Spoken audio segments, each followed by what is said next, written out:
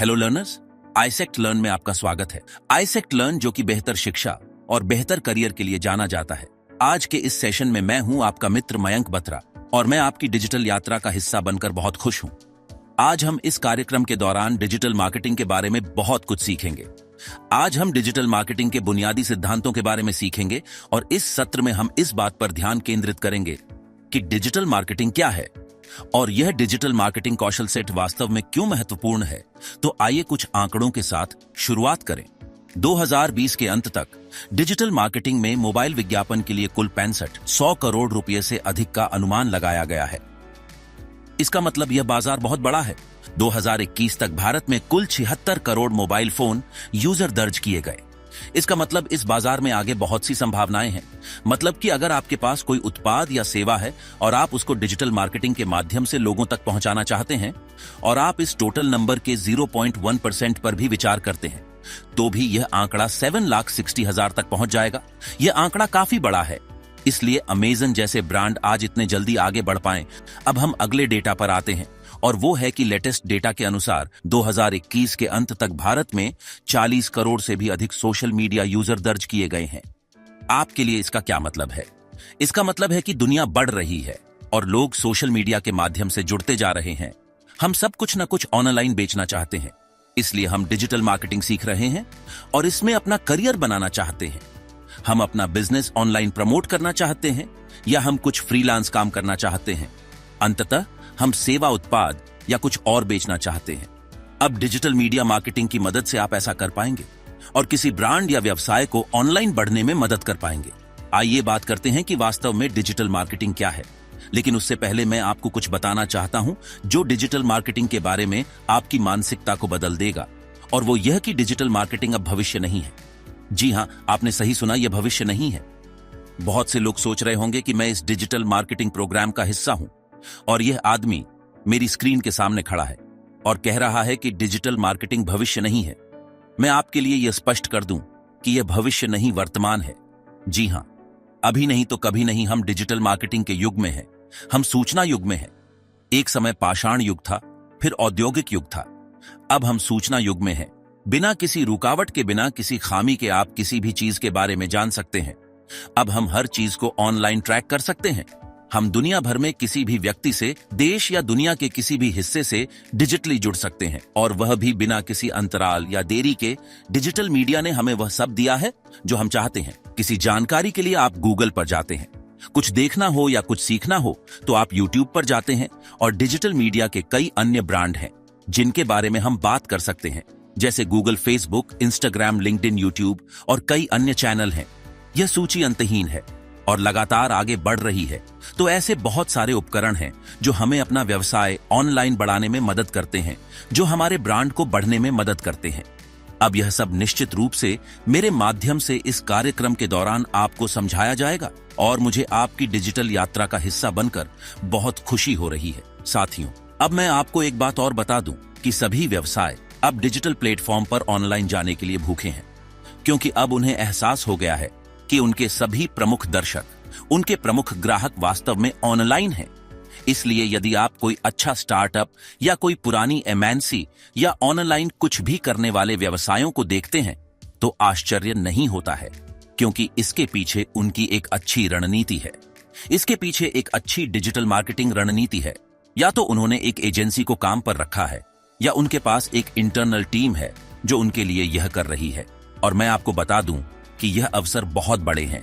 आप बस इंतजार नहीं कर सकते और बस देखते नहीं रह सकते हैं कि ठीक है, दुनिया बढ़ रही है, मुझे क्या करना चाहिए, कहां से शुरू करना चाहिए, इसमें मैं आपकी मदद करता हूं। लेकिन उससे पहले एक बात मैं और बता दूं कि पूरे देश में हर महीने 1 लाख से अधिक नई नौकरियों की रिक्तियां डिजिटल मार्केटिंग के लिए आ रही हैं। मैं विश्व स्तर पर नहीं, सिर्फ भारत के बारे में बात कर रहा हूं। विश्व स्तर पर तो यह नंबर और भी अधिक है। यह इतना विशाल है कि आप इसके बारे में सोच भी नहीं सकते हैं। हर महीने लगभग 1 लाख से अधिक नौकरियों की रिक्तियां आ रही हैं। इसमें नौकरी प्रोफाइल जैसे सोशल मीडिया कार्यकारी, एसईओ वाले व्यक्ति, एनालिटिक्स विशेषज्ञ जैसे प्रोफाइल्स का नाम आप ले सकते हैं। आप अन्य प्रोफाइल्स का नाम भी ले सकते हैं, जैसे graphic designer, video editor, digital personal, digital channel को जो भी करने की जरूरत है आप वहां रह सकते हैं। मुझे व्यक्तिगत रूप से विज्ञापन वाले लोग पसंद हैं, जो लोग अच्छे विज्ञापन चलाना और उन्हें अनुकूलित करना जानते हैं। इसलिए यदि आप अच्छा पैसा कमाना चाहते हैं तो 2 या 3 चीजों पर ध्यान केंद्रित करें। मैं आगे की स्लाइड्स में कुछ मूल्यवान चीजें बताने जा रहा हूं, जैसे विज्ञापन, कॉपीराइटिंग और बेशक कंटेंट लेखन। तो यदि आप उनमें से किसी 1 या 3 पर ध्यान केंद्रित करते हैं तो आप इससे अच्छा पैसा और अच्छा ब्रांड बना सकते हैं। अब आगे बढ़ते हैं। इससे पहले कि हम आगे बढ़े, मैं आपको अपने बारे में संक्षिप्त परिचय दे दूं। मेरा नाम मयंक बत्रा है और मैं इंदौर, मध्य प्रदेश का रहने वाला हूं, जो कि भारत का सबसे स्वच्छ शहर है। मैंने दुनिया भर में 30,000 से अधिक लोगों को डिजिटल मीडिया मार्केटिंग में सशक्त बनाया है और मैंने डिजिटल मार्केटिंग योजना और रणनीतियों के लिए 400 से अधिक स्टार्टअप का मार्गदर्शन किया है। मैं गूगल, बिडी, फीड, फिकी और आईसेक्ट लर्न जैसे कई बड़े ब्रांडों का हिस्सा रहा हूं। तो आप किसका इंतजार कर रहे हैं? मैं आपका डिजिटल पार्टनर और आपका डिजिटल मार्गदर्शक बनने के लिए बहुत उत्साहित हूं। तो चलिए शुरू करते हैं।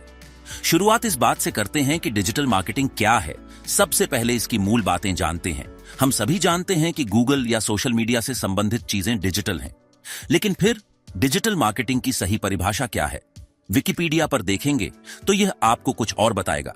हबस्पॉट और मॉस जैसे ब्रांड और कई अन्य वेबसाइट और ब्लॉग आपको कुछ और बताएंगे। लेकिन मैं आपको डिजिटल मार्केटिंग की एक बहुत ही सटीक और संक्षिप्त परिभाषा देता हूं।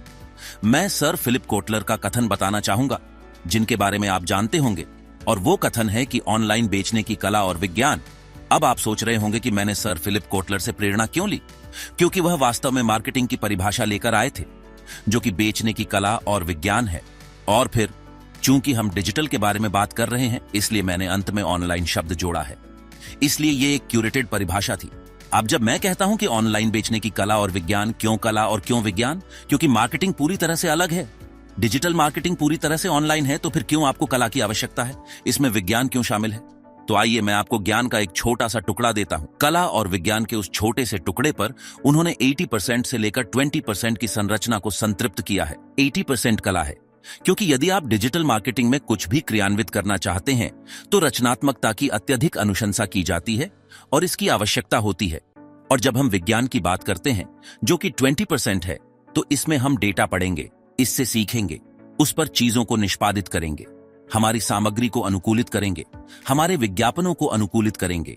यहां विज्ञान डेटा के बराबर है, जो कि प्रमुख रूप से एनालिटिक्स है। अब जब हम रचनात्मकता के संयोजन और डेटा के उज्जवल उपयोग के बारे में बात कर रहे हैं, तो एक खूबसूरत चीज का जन्म होता है, जो कि डिजिटल मार्केटिंग है। क्योंकि हम इसे ऑनलाइन कर रहे हैं, हम इसे ऑनलाइन के लिए कर रहे हैं। हम ऑनलाइन अपने ब्रांड के बारे में जागरूकता बढ़ाने के लिए ऐसा कर रहे हैं, इसलिए ये सभी खूबसूरत कारक हैं। लेकिन डिजिटल मार्केटिंग के 2 और प्रकार भी आते हैं। आप में से जिन्होंने भी MBA किया है, वे जानते हैं कि बेसिक्स क्या है, और वे मार्केटिंग या कॉमर्स भी जानते हैं। वे मार्केटिंग के कुछ प्रकार जानते होंगे। अब मैं आपको डिजिटल मार्केटिंग के 2 सबसे अच्छे प्रकार बताता हूं। एक है इनबाउंड मार्केटिंग और दूसरा है आउटबाउंड मार्केटिंग। इन दोनों के पास व्यवसाय लाने की अपनी अपनी चमक है। हम में से ज्यादातर लोग विज्ञापन चलाना पसंद करेंगे या बहुत सारे ब्लॉग लिखना पसंद करेंगे, पर अंततः एक व्यवसाय का मतलब है कि एक व्यवसाय की जरूरतों पर खर्च कम से कम करना और व्यवसाय को अधिकतम लाभ पहुंचाना, जिसे ROI, रिटर्न ऑन इन्वेस्टमेंट के रूप में जाना जाता है। इसलिए सबसे पहले मैं आप लोगों को इनबाउंड मार्केटिंग के बारे में बताता हूं। इनबाउंड मार्केटिंग का मतलब है जब पहला संचार ग्राहक द्वारा ब्रांड के साथ किया जाता है, लेकिन आउटबाउंड मार्केटिंग में हम ब्रांड की मार्केटिंग ग्राहक के लिए करते हैं। ये इन दोनों में एक मूल अंतर है। अब हम सभी चाहते हैं कि सही लोगों को हमारे बारे में पता होना चाहिए। अगर वे कुछ खरीदना चाहते हैं, जैसे कि अगर मैं अभी आपसे पूछूं कि अगर आप ऑनलाइन कुछ खरीदना चाहते हैं तो आप कौन सा ब्रांड पसंद करेंगे? आप अमेजन एंड फ्लिपकार्ट या शायद ईबे या मिंत्रा या किसी अन्य ब्रांड का नाम लेंगे। अब आप उन वेबसाइट्स पर जाते हैं और खरीदारी कर रहे होते हैं। ज्यादातर मामलों में वे आपके वेबसाइट विजिट करने के बाद विज्ञापन चला रहे होते हैं, जिसे रिटारगेटिंग के रूप में जाना जाता है। लेकिन मेरे दोस्त, आपका पहला कदम ब्रांड तक पहुंचना था और फिर साइन अप करने और अपना योगदान देने के बाद क्रेडिट कार्ड, डेबिट कार्ड विवरण और सब कुछ करके उनसे खरीदारी करना था। तो यह इनबाउंड मार्केटिंग है। यदि आपका व्यवसाय इस बाजार में ईंट और मोर्टार का है और आपकी एक ऑनलाइन वेबसाइट है और आप चाहते हैं कि लोग आपके बारे में जानें, तो आप उन्हें कैसे खोज पाएंगे? लोग आपका व्यवसाय ढूंढें, आप यह कैसे कर पाएंगे? इसके लिए सही रणनीति इनबाउंड मार्केटिंग है। इनबाउंड मार्केटिंग को बहुत गहराई से समझने की आवश्यकता है। हम इसे अब से 3 से 4 सत्रों के बाद कवर करेंगे। तो यह इनबाउंड मार्केटिंग के कुछ परिचय थे। अब मैं एक आखिरी बात इनबाउंड मार्केटिंग के बारे में आपको बता दूं कि यह सब कंटेंट केंद्रित है। इनबाउंड मार्केटिंग को अच्छे से करने के लिए हमें बहुत सारे कंटेंट की आवश्यकता होती है। अब हम आउटबाउंड मार्केटिंग के बारे में जानते हैं। आउटबाउंड मार्केटिंग में ब्रांड पहले अपने ग्राहक के पास जाती है और फिर ग्राहक उसमें अपनी रुचि दिखाकर उस उत्पाद या सेवा का लाभ उठाते हैं। तो आउटबाउंड वाले क्या करते हैं? अगर इनबाउंड मार्केटिंग के केंद्र में कंटेंट है तो वहीं आउटबाउंड के केंद्र में विज्ञापन है। हम search engine sites, social media, YouTube और अन्य जगहों पर विज्ञापन चलाते हैं। इन विज्ञापनों के माध्यम से आप लोगों को अपने प्लेटफॉर्म तक लाते हैं और उन्हें ग्राहक के रूप में बदल देते हैं। हम आगे के सेशंस में इनबाउंड और आउटबाउंड को और विस्तार से जानेंगे।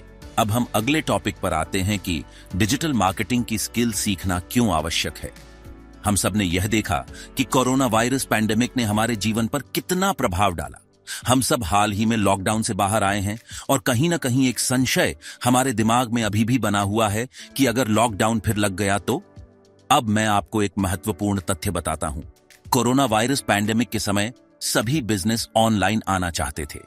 यहां तक कि अगर कोई हाउसवाइफ अपने घर से ही एक बुटीक की शुरुआत करना चाहती थी तो वह उसका प्रमोशन भी व्हाट्सएप, फेसबुक, इंस्टाग्राम और बाकी जगहों पर करना चाहती थी। छोटे से छोटा व्यवसाय भी खुद को ऑनलाइन ले जाना चाहता था। अब मैं एक और तथ्य बताता हूं। कई सारे नौकरियों की भरमार बाजार में कोविड महामारी के बाद ही आई और साथ ही साथ लोगों के द्वारा भी आई जिन्होंने वर्क फ्रॉम होम और फ्रीलांस करना या करवाना चाहा।